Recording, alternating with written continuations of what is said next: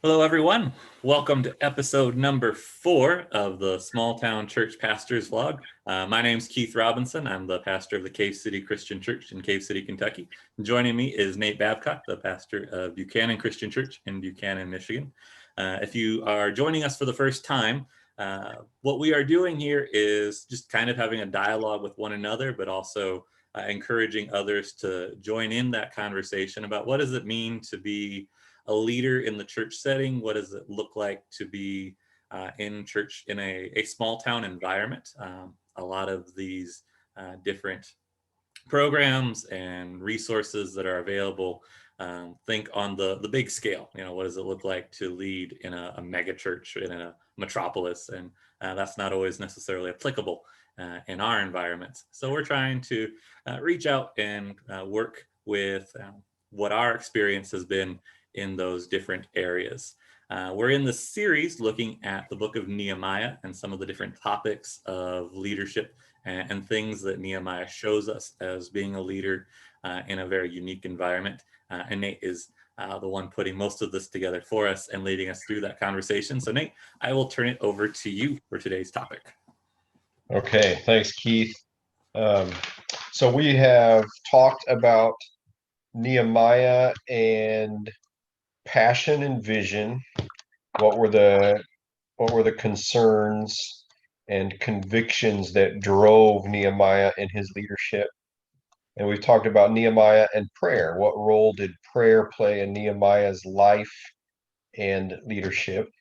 So today we come to the issue of Nehemiah and motivating as well as mobilizing others um, into action, motivating them for action and mobilizing them into action.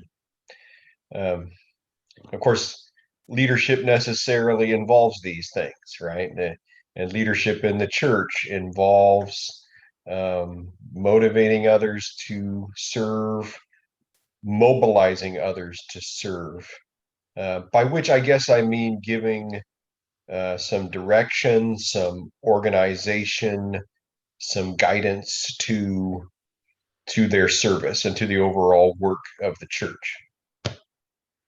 So, and Nehemiah had some pretty significant tasks that Yes. he had to motivate others for and mobilize them to do. Um, so when we look specifically at Nehemiah chapter 2, some of the first aspects of Nehemiah's leadership in this regard emerge. The first one that I see in verses 11 through 16 of Nehemiah chapter 2 is that Nehemiah he started by evaluating and understanding the situation for himself, right? He had heard the report while still in Susa, many hundreds or thousands of miles from Jerusalem. He had heard the report that Jerusalem was in a bad condition and the wall was broken down. He had made the long journey to Jerusalem to lead in rebuilding the city, but his first step, his first action wasn't as soon as he arrived to start telling people to get to work, right? Before he did that, he took the step of surveying the whole situation. He took this journey. He was in. It's verse 11 says that he was in Jerusalem 3 days. Verse 12, he arose in the night with a few other men, and he basically toured Jerusalem, right, to see the situation for himself, inspect the broken down wall, the broken down gates, get a good feel for and understanding what he was dealing with. So that's where his work of leadership, I think, began. And so, Keith, why do you think that is important when we make the transfer from Nehemiah's leadership to church leadership? Why is it important to begin with clearly understanding and evaluating a situation for ourselves?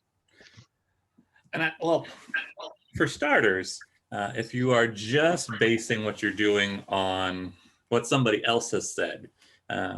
They may have a very different opinion or observational idea of the situation. And when you dive into it yourself, you find out, oh, this is actually completely different than what I was envisioning just based on what this person said. And then also, sort of along similar lines, it is enormously difficult to lead, period. But it's enormously more difficult to lead if you don't know what you are leading or where you are leading into. So I think of this like from a teaching perspective. It's hard enough to teach a topic, but if you have no idea what that topic is about, what's going on in that topic, how are you going to teach it to another person? You have to first understand it yourself, know what's going on, know how to handle it. So for example, for those of you that watched the very first episode of this vlog, you know that Nate and I have worked together previously. That's how we know one another. He is the pastor of my home church, and I worked as an intern there a couple of different times, actually. The big one when we were there, this would have been, 2014, when we did our capital campaign, that stuff. This is Jerry Paul's program. We come in, or he comes in, and we go through to do what needs to be done to raise the funds to fix everything that's going on in the building. But before we do any of that, we spend a significant amount of time assessing, surveys, both of the congregation, the town as a whole, demographics, what are the financial restrictions at the moment, what are our capacities, all of this stuff, so that we know whether or not when we set out on this project, if it's actually feasible to do it or not. And I think something similar is happening here in the book of Nehemiah. He is assessing the need, he's seeing what needs to be done, whether or not it can be done with the resources that are available to them. And all of that very much is an important part of leading, is all of the planning, the assessing, everything that goes on in the background before any of that stuff even happens. Yep. And that's a good example, Keith, the capital campaign that we did at Buchanan Christian Church. And so this is a very practical point in leadership, and it is really applicable to leadership in small towns and smaller churches. Often, especially when a pastor comes into a new ministry, the desire to introduce and lead change right away can be pretty strong, right? I remember when I first came to Buchanan Christian Church, Jerry Paul, who is, again, a well-known preacher in Christian Church of Christ circles in the Midwest. Buchanan Christian Church is also his home church. One of the first things that Jerry told me is, Nathan, don't change anything for 6 months, right? Just spend those first 6 months getting to know the people, the congregation, the history, the needs, the issues, right? Just spend your time learning. And part of the reason that's very applicable in small church and small town settings is because, generally speaking, folks in smaller towns and smaller churches are a little bit slower to change, right? Can be a little bit more resistant to change, and generally speaking, aren't going to take well to someone, an outsider, right? Even if he is the new minister, the outsider coming in and just trying to make all these sweeping changes right off the get-go, right? In other words, you have to earn people's trust. You have to earn their respect. You have to demonstrate that you care and that you are going to take the time necessary to understand their lives and understand the congregation. Right.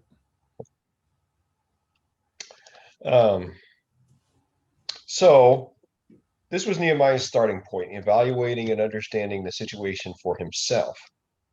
Then in verse 17, we see that Nehemiah begins to, verse 17 of chapter 2, Mhm. he begins this work of motivating and mobilizing the Jewish people in Jerusalem. Verse 17, then I said to them, you see the trouble we are in, how Jerusalem lies in ruins with its gates burned. Come, let us build the wall of Jerusalem that we may no longer suffer derision. And so here, Nehemiah helped the people to clearly see what needed to be done, and he called them to action.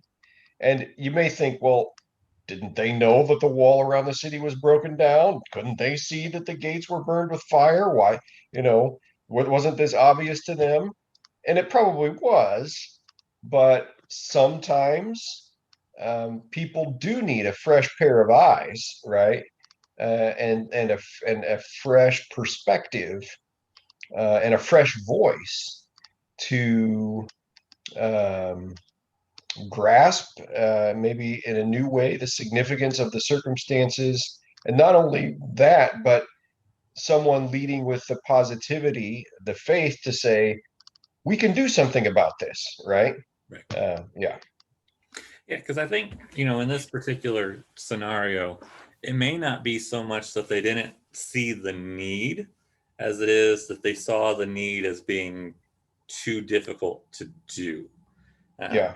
because that's, when Nehemiah starts diving into this project, they face, and we'll talk about this later on, they face opposition from outside forces. There's the question of how to handle conflict within the groups of people themselves.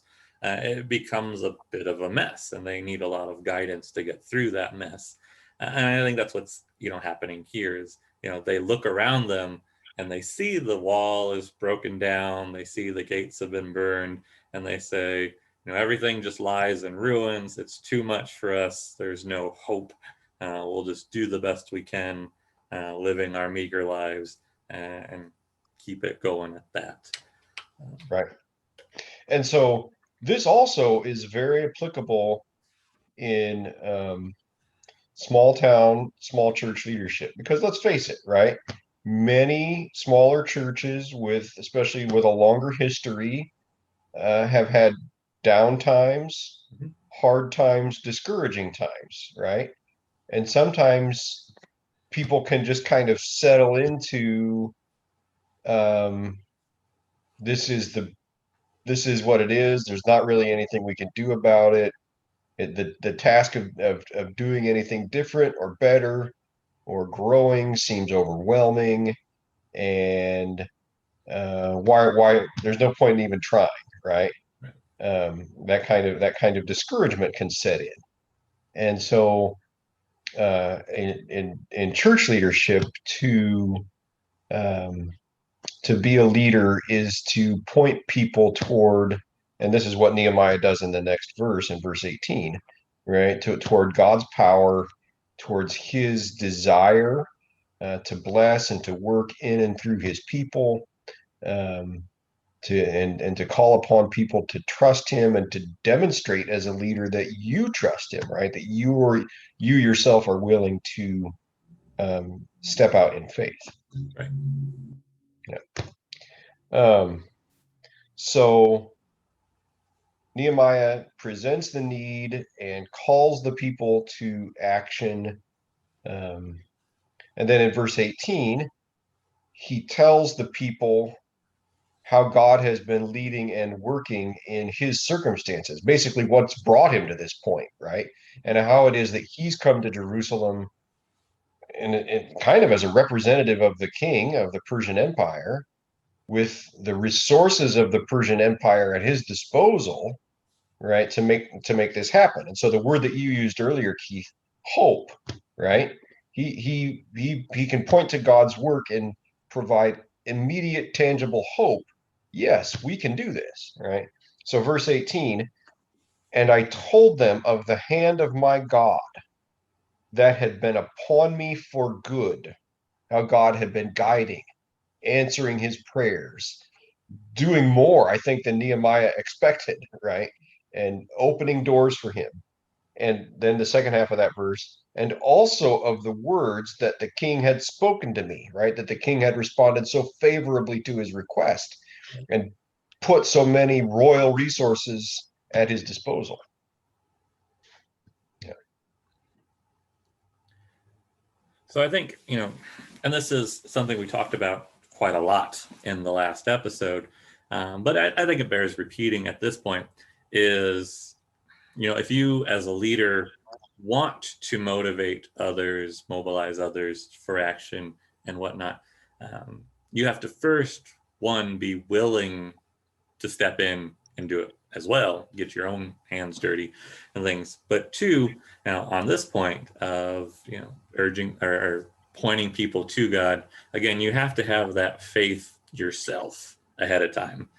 You have to be willing to pray about it in advance. You have to be willing to um, be deep in the Word of God prior to that. And we see that in Nehemiah in particular.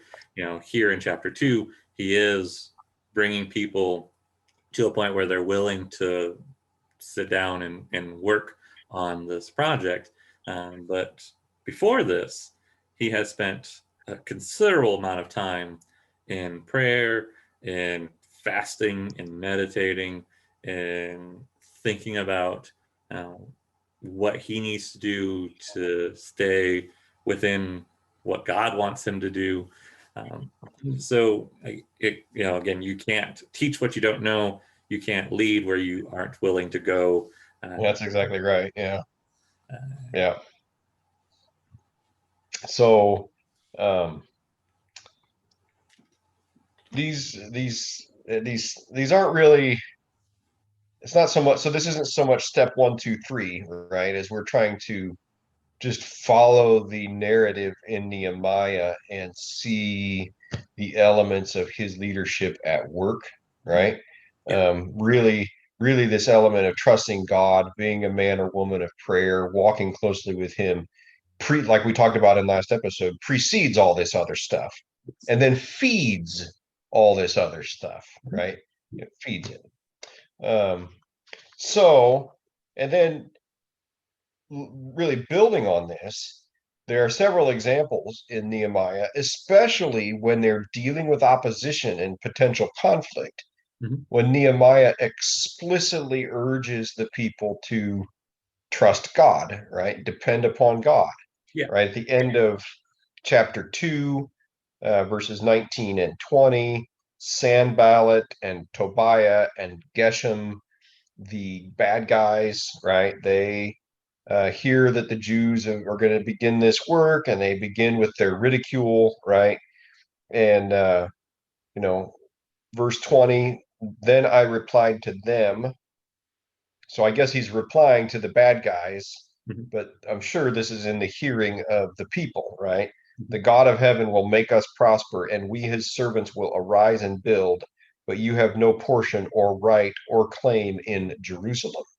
And there are further examples of this in chapter 4, where the opposition to the work is present, and they have a shovel in one hand and a sword in the other, so to speak, right?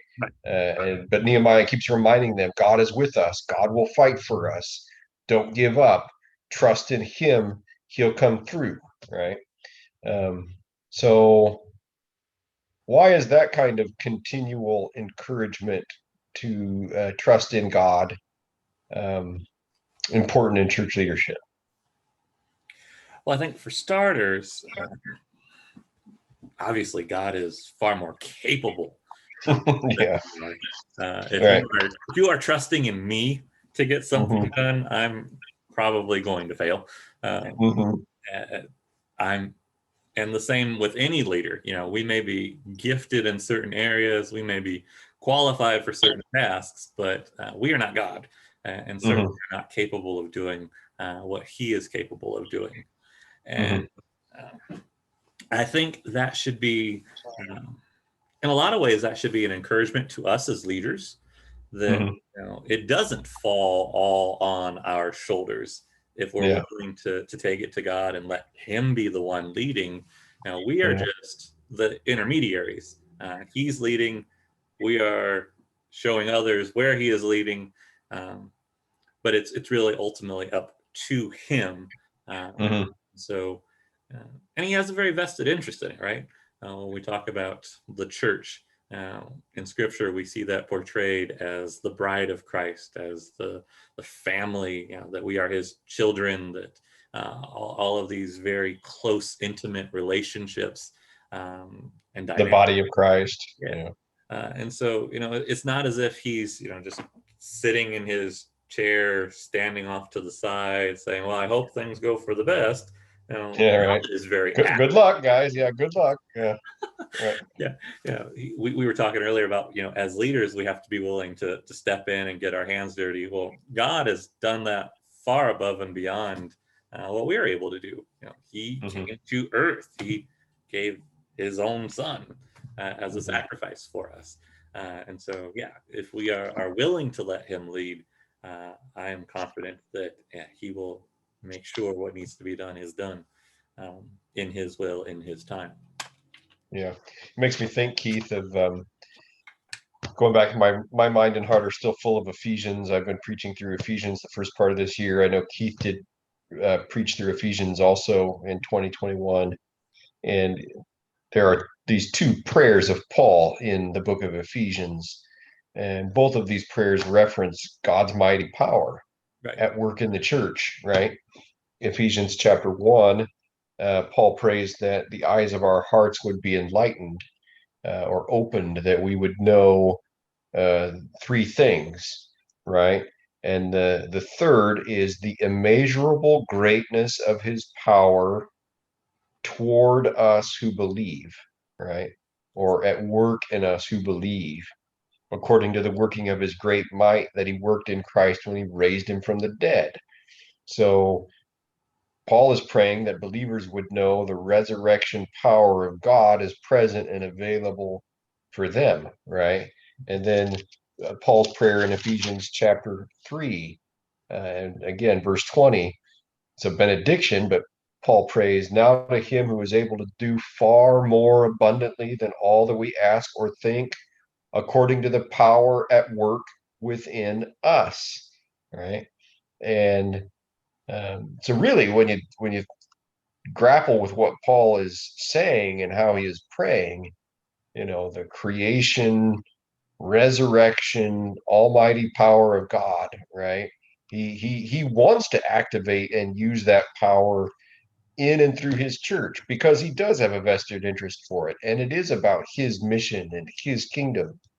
And so it's our responsibility as leaders, again, whether pastors, elders, deacons, Sunday school teachers, small group leaders, and whether we're working with children or adults, it's our responsibility to continue to point people to God and His power and urge people and lead by example in trusting Him and depending on Him to do what we can't do ourselves. Right. Yeah. So, then when you move, I'm going to flip back in my Bible here, but then when you move forward into Nehemiah chapters 3 and 4, especially chapter 3 is this list of, well, these people worked on one section of the wall, and then next to them was another group of people, and they worked on the next section of the wall, and so on and so forth, right? I kind of envision it as a list that encircles the entire city, right? I don't know if it is or not, but that's the way I envision it. Right. And it's one of the sections of Nehemiah that there's a lot of difficult to pronounce Hebrew names, and it could be maybe a little boring. But when you stop and think about that and about Nehemiah's leadership, you have to recognize that somebody had to organize that, right? Somebody had to put those teams of people to work in those places and see to it that every section of the wall was being worked on and that everything was being covered, and get these people to work together as teams in the right ways, and all of that stuff. And so here's where we see Nehemiah's organizational skill, right? And the real mobilizing part of this, where he's bringing lots of people into a big project, and putting them into teams and dividing the work up into sections, and really guiding what they're doing.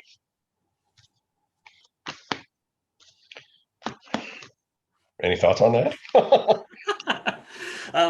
Yeah, one of the things that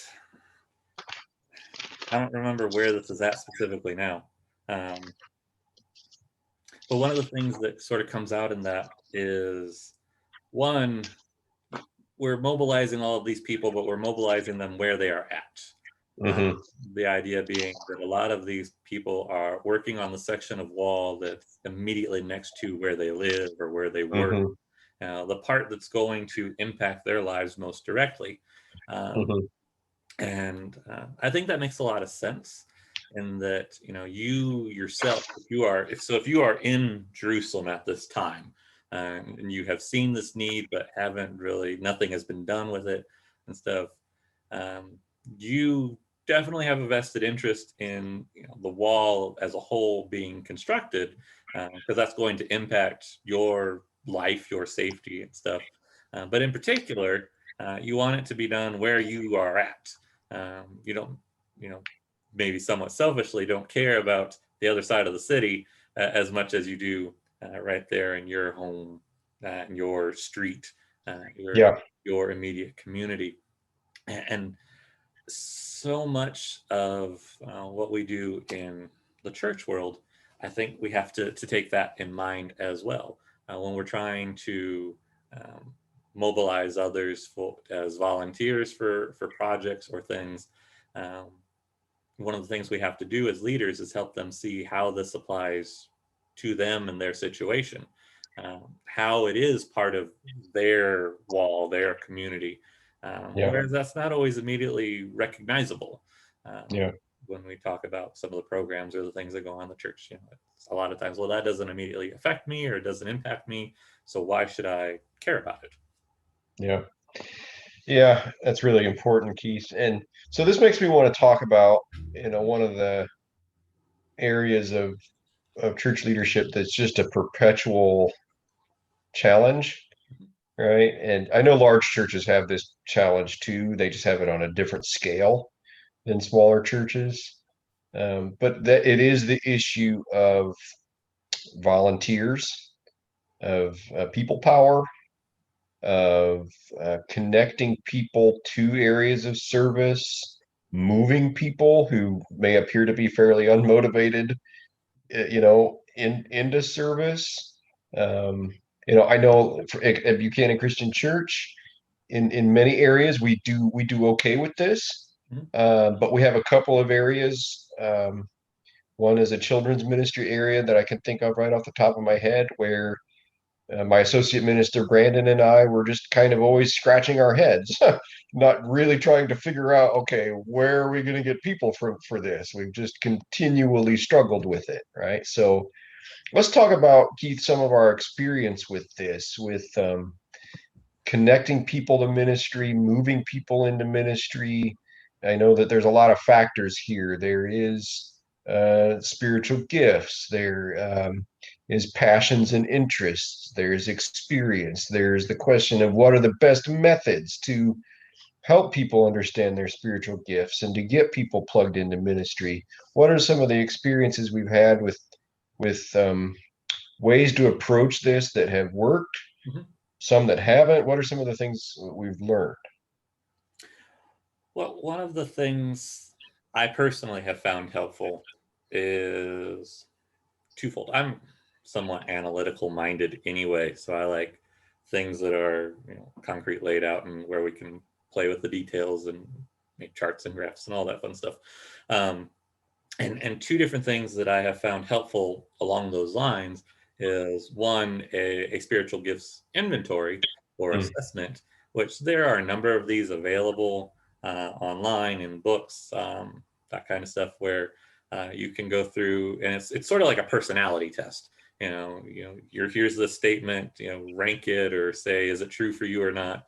And then tally up all the results, and it gives you an idea of, you have a high score in this category and not in this category. So maybe you should either try to work on this or lean into this, and you go in something that falls along those lines.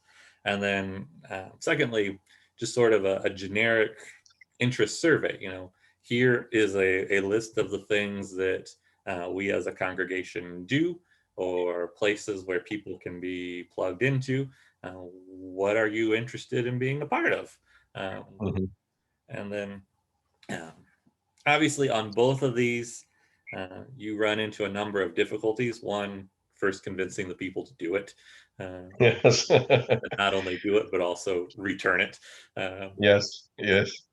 And then two, if you have a group of 40 people and 40 of them are not interested in a particular section, all right, well, this still needs to be done. So Right. how do we convince people to lean into that, even if that isn't the thing they most want to do or feel the most that they are gifted in doing? But I think that is a very simple and useful baseline to say, all right, let's look at what our personality is, what our giftedness is, what our interests are, and how we can use those in the church setting. Yeah.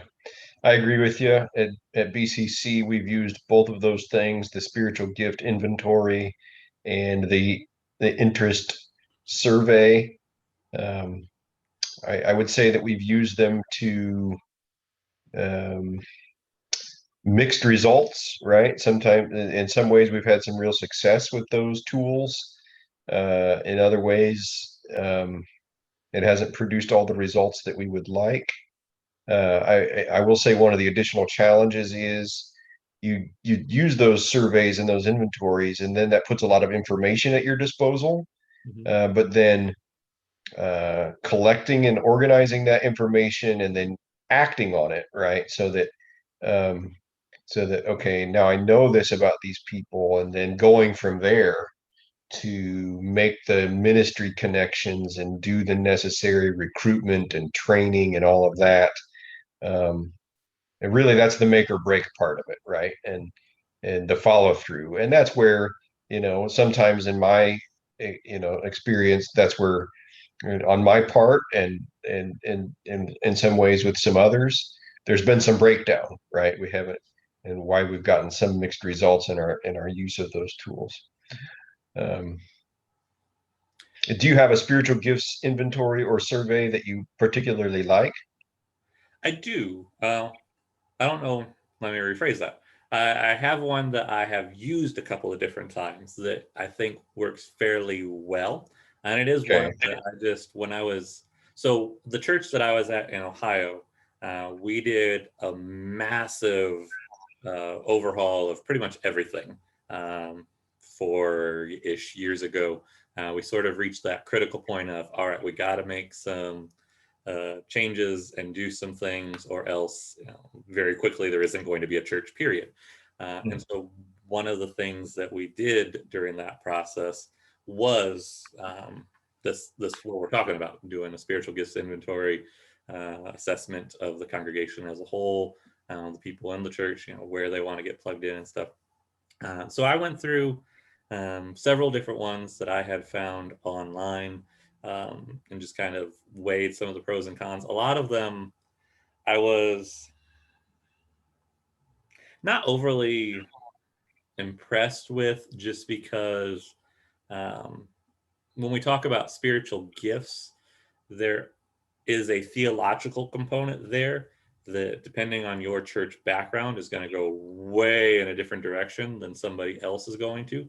And so you have to, I guess, kind of be aware of that when you're looking at the free resources that are available to people. And so, for example, when we talk about spiritual gifts, there are things like teaching, hospitality, edifying people, giving, and that kind of stuff. But then there's also the question of, some people want to include healing and Speaking in tongues. imprecatory prayer, speaking in tongues, all of these more miraculous spiritual gifts. And so, where's the balance? What do we deal with? And so I eventually settled on one that I found to be useful. Um, I'd have to look for it again. I can do so. I have a printed copy of it, and I think the printed copy of it still has the website link on it. Was it spiritualgifttest.com? It may have been. That's the one that we used most recently, and that was probably 3 or 4 years ago. Theologically, it was pretty close to where we're at, and um, it was a pretty good tool. One of the things that was really great about that is that it was an online resource. We Mhm. just put the link on our church website, and then people could follow that link and go to spiritualgiftstest.com, fill out their inventory, and then it would send the results to us. Mhm. Um, so that was a good tool. Nice. Yeah, The one I did, um, I think you could do it online, but we manually printed it, and had that way people could fill it out and then turn in or use or keep it themselves. So we'd have the results there on paper. There were a lot of people that um, didn't necessarily want to do it online, and so that was sure. your option in that setting, was just having the physical paper copy available. Right, right. Um, Something else we're getting ready to do at BCC, something that I know that the church has done in the past, but it hasn't been done since I've been at the church, Mhm. is a ministry fair. Basically, this is where you set up all of your ministries in a room, right? And we're going to do this in our fellowship hall. Each ministry will have a table Right. Like with the career day. sign. Right, yeah, like a career day. Yeah. The sign that indicates which ministry is there and a ministry leader, right? So hospitality team, local outreach team, missions team, children's ministry team, so on and so forth, right? And leaders of each of those ministries are present. They have information about those ministries ready to give to people, and they're ready to talk to people and explain what the ministry does, what the opportunities are within that ministry, and how to get involved, right? Um, so yeah, it's kind of like a career day kind of thing. Um, I'm excited about this because we've not done it since I've been here. It's a different approach, right, than the survey and or spiritual gift um, tool. Um, so we'll see. We'll see. We'll see how it goes. I would be interested if any of you who are listening, if you've done something similar, what kind of results you've had, what from something like that. Yeah. Have you ever done anything like that, Keith? So when I was in college, this wasn't at an individual church level, but every year at the Bible college, they did something similar where all of the churches and ministries and things in the area came together, like during freshman orientation week, as a way to, say, here are the available places to go to get plugged in. We were required to do a certain number of service hours each week anyway. And so it was an easy way to say, all right, what church or what ministry or what organization looks like something that I would be interested in being a part of. And it was very effective. A lot of us were not from that town out in Missouri, so we had no idea what was in the area. It gave us ways to see what was around.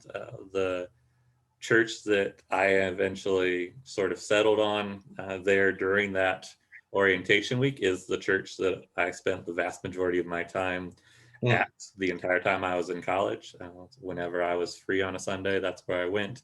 That was the youth outreach program that I was involved with and eventually became a co-leader of while I was out there. I did an internship there one summer. Um, so yeah, it was an effective way to reach a group of people that you might not encounter. Um, Right. Yeah. And it's a especially if you coach your ministry representatives well, it's a low key, low pressure event, right?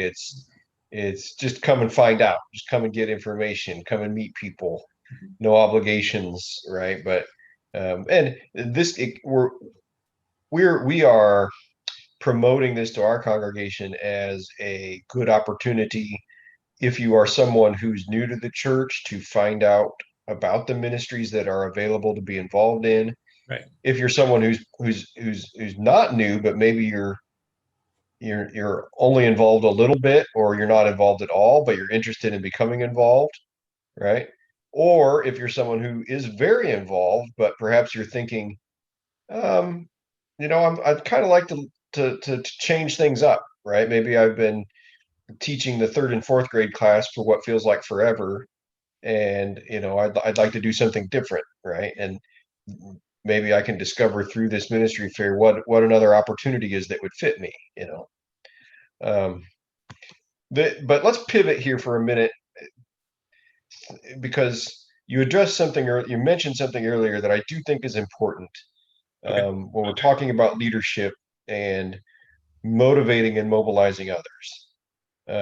You said, what if we get back 40 surveys and none of the 40 people are interested in this particular area of service, but that still needs to be done, Mhm. right? So, um, spiritual gifts are important. Our primary desires and interests and abilities are important, but I don't think that Christian service can or should be limited to those areas. Right. Um, there are some times when it's simply a matter of having a servant's heart Mhm. and doing what needs to be done, regardless of whether or not you particularly want to do it, right? Or like doing it. So, how do we and help encourage and motivate and mobilize people to have that kind of servant's heart, um, above and beyond whatever a person's particular spiritual gifts or interests may be? A couple of ideas. One is something that I really think should be in the background of our mind at all times anyway, is the relational aspect of the church. When we talk about trying to find volunteers or get people plugged in or things in the church setting, that's not the same as it would be, you know, at the office of a major corporation, or even a local business, or A community school club, system. school system. Yeah, it's a very different scenario, and or at least it should be a very different scenario, um, because what we are doing is first and foremost building relationships between people and between God. And so, and when we talk about those relationships, again, from the scriptural perspective, they are very, very close, intimate, dynamic relationships. It's the same or even superior to the relationships between our close friends or our family members, things like that. Um, and I think if we can get that in our heads, that these people we go to church with are not just random strangers. They're not people we grudgingly sit next to or sit across the sanctuary from for an hour or so a week, but that they are actually people we are in close relationship with. That Yeah, changes our perspective on how we serve them. Um, yeah, and I mean, just think about it in like your family environment, for example. If some random person on the street says they need help with something, you might go, maybe I'll do it if I have time. Maybe I won't. I don't really care one way or the other. It doesn't affect right, me. But if your parent or your spouse or your child comes to you and says, "Hey, I need this," you're right. much, much more likely to drop what you're doing and say, "All right, let's get this taken care of." Yeah, And so I think that's a big key, is if we want to develop that servant heart, that willingness to serve outside of our comfort zone and capacities, we have to understand that it's based upon a very close dynamic relationship with these people that we are talking about. yeah. That's really good, Keith. Um, and so a couple, that makes me think of, um, in leader at the leadership level, especially when we're talking about like as pastors, elders. Um, I think Keith and I would agree that we're both somewhat averse to employing corporate mentality and vocabulary and concepts to the church.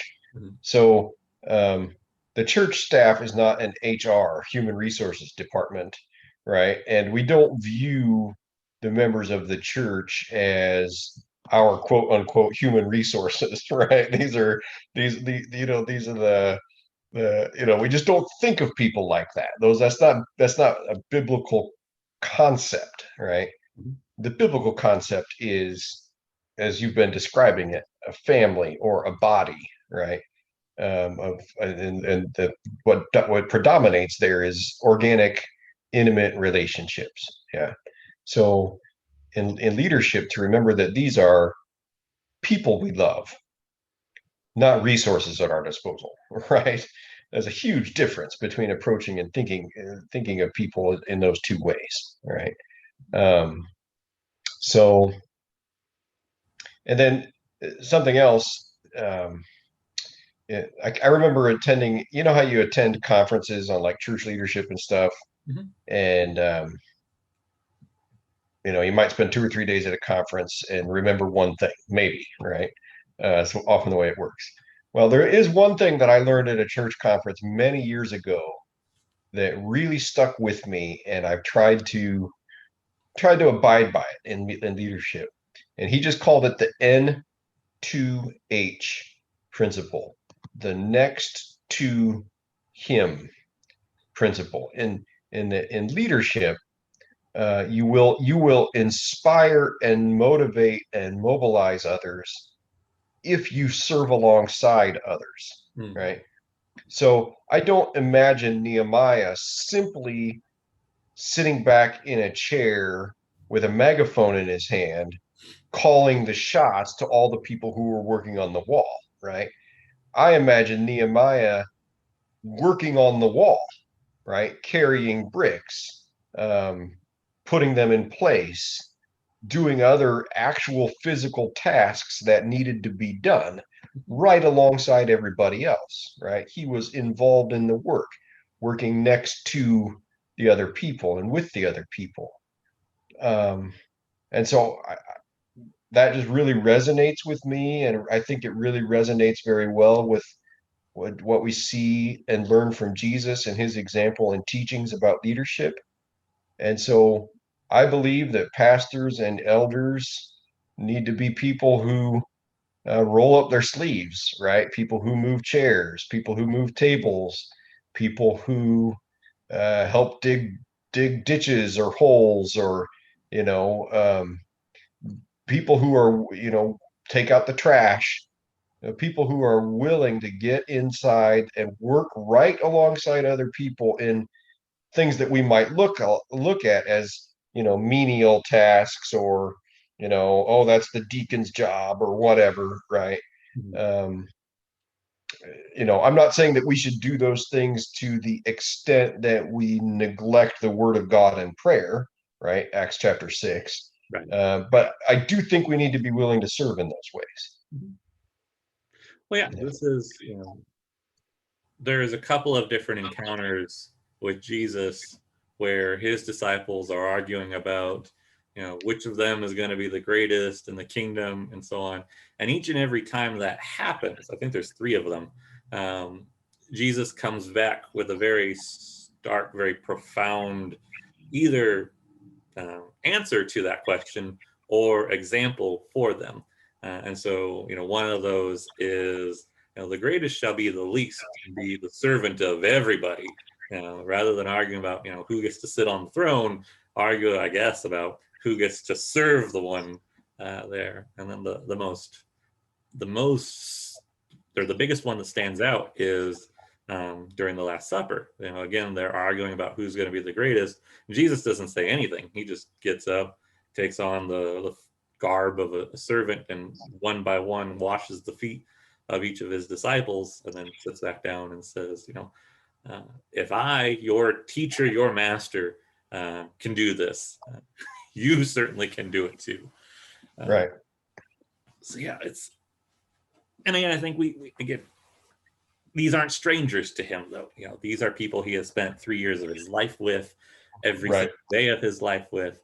They have a very close relationship to one another, and so that relational aspect is key to why he's doing that and why he even cares. Yeah. They're having this conversation in the first place. Yeah. So if we're leading people and leading ourselves Mhm. to love God and love others, that servant's heart's going to come pretty naturally, Mhm. right?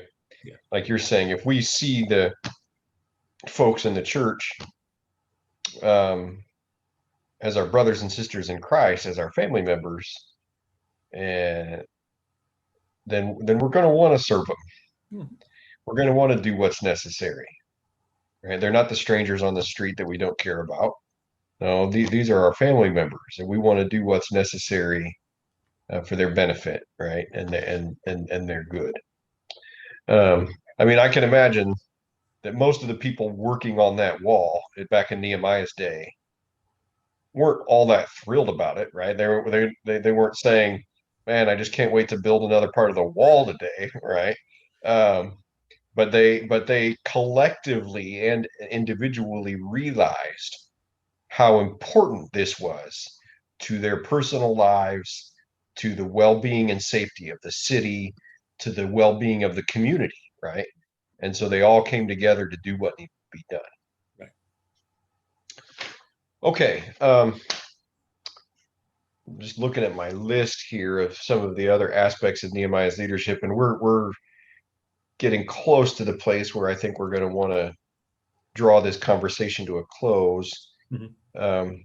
Couple of other things, and I guess I'll just mention these, Keith, and see if there is one of them that maybe you think is important for us to spend a little bit of time on.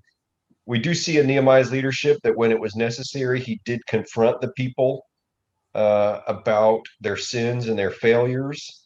And I think in chapter 13, especially, maybe a couple times he was pretty close to being ready to pull his hair out with them, you know. I think And but because he pulled their hair out. yeah, yeah, that's true, right? Yeah, that's true.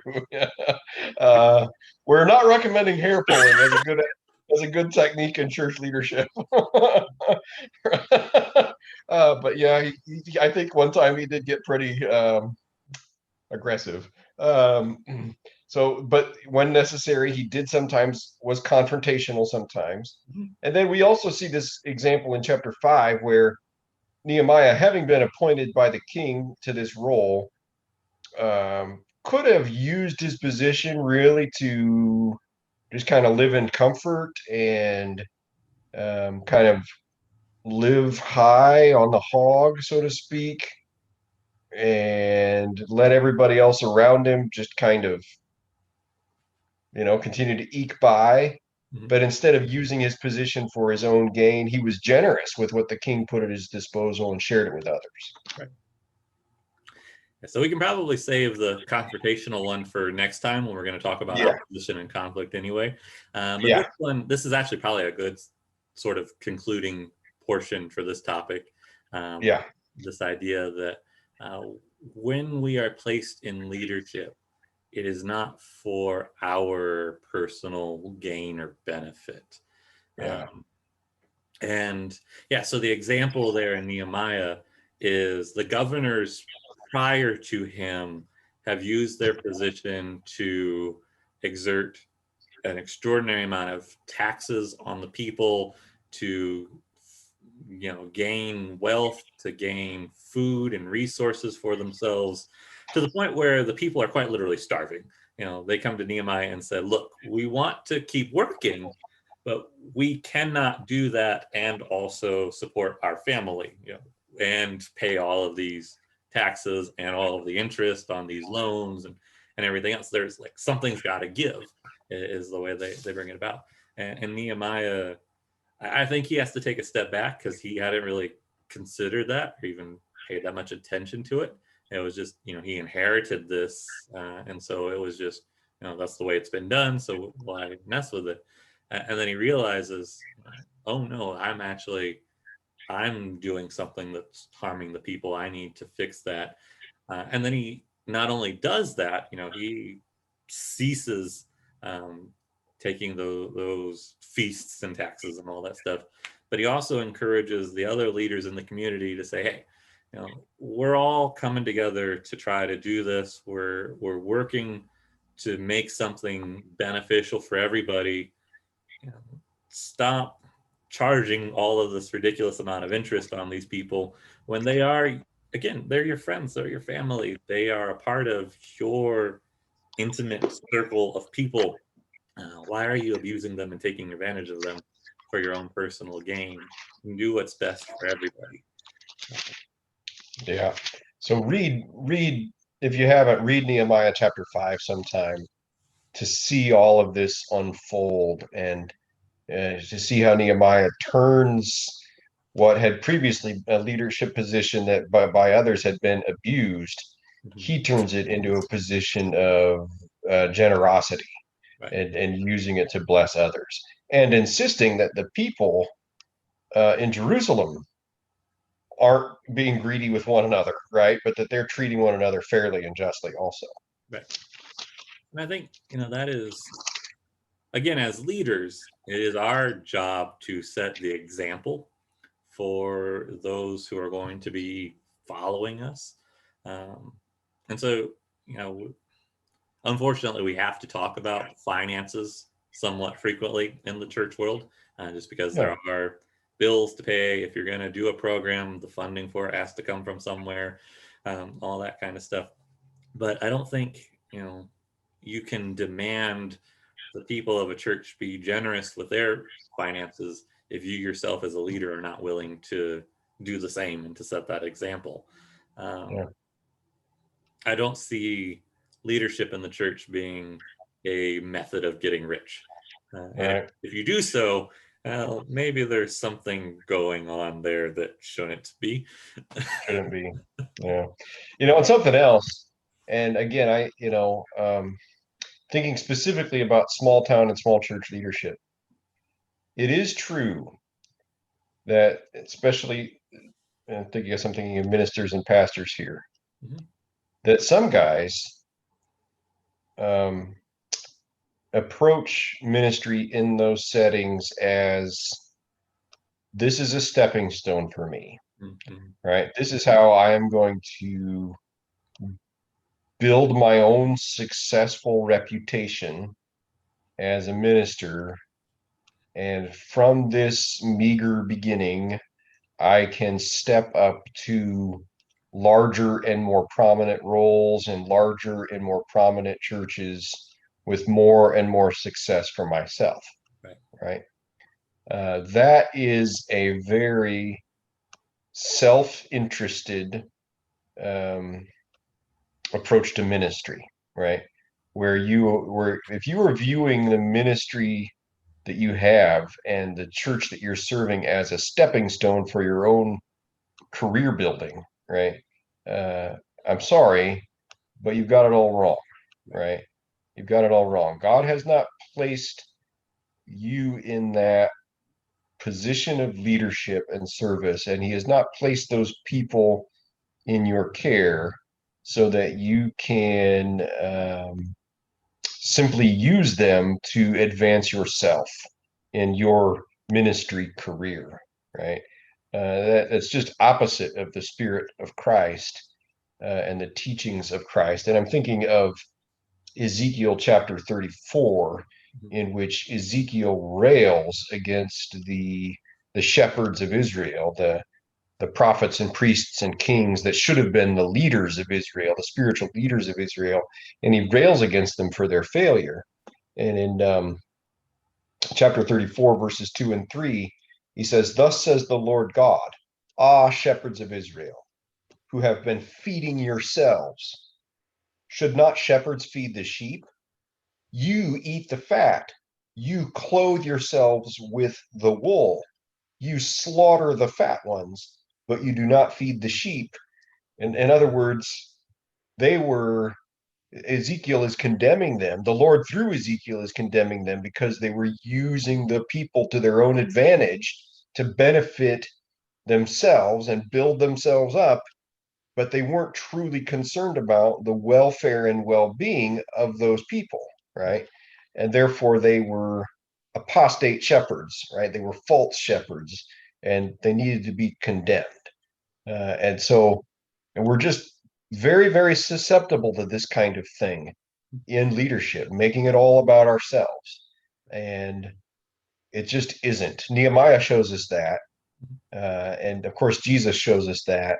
And so Keith and I just encourage you to not embrace that attitude, right? Right. and to embrace the servant attitude of Christ. And this really goes beyond just finances as well to all areas of leadership, because it's very easy to say, especially if you're a volunteer leader, you're not receiving a paycheck for it. So that's, I'm free and clear of this. Well, Right. if you're going into that with the mindset of, I want people to recognize me for what I'm Hmm. doing, or I want to be able to add this to my resume in some Hmm. other area of my life. Well, I've been serving there and as a deacon or an elder or a teacher or something for 20 years. So, you should, you know, praise me and think that I'm such a great and wonderful person. Right. That's not the mindset to have. When we Right. talk about leadership in the church in any capacity, it should always be a servant leadership, that Yes. we are in these roles, and yes, we are leaders, but we are leaders for the purpose of serving the congregation, serving the kingdom, building others up and bringing them to God. And so it's a Yes. sacrifice, um, and it should be one that is done with the right frame of mind, the right attitude, that, again, that willingness to say, I am the least. I don't need the recognition. I don't need the adoration. All I need is God, and a willingness to put others before myself. Yeah. Psalm 115, right? Verse 1, not to us, O Lord, not to us, but to your name give glory. Mhm. Yeah. That's a pretty good motto and guiding mindset Yes. for leadership. All right. There's certainly more on this topic that we could talk about, but I think that we have covered a lot of important territory, Keith, about what we can learn from Nehemiah when it comes to motivating and mobilizing others Mhm. for work and for ministry. So next time we will conclude this series by looking at how Nehemiah dealt with opposition and conflict. We've touched on that here and there, but there's quite a bit to learn from how Nehemiah dealt with these things, because he dealt with a lot of opposition and Yes. conflict. And of course, that unfortunately is part and parcel of church leadership as well. Right. So we do thank all of you for joining us on this fun little adventure and journey. And again, if you have thoughts or questions or anything like that, feel free to reach out to either of us, or to put those in the comments of this video wherever you happen to find it. Share it with your friends as well. Help them to be included in this conversation.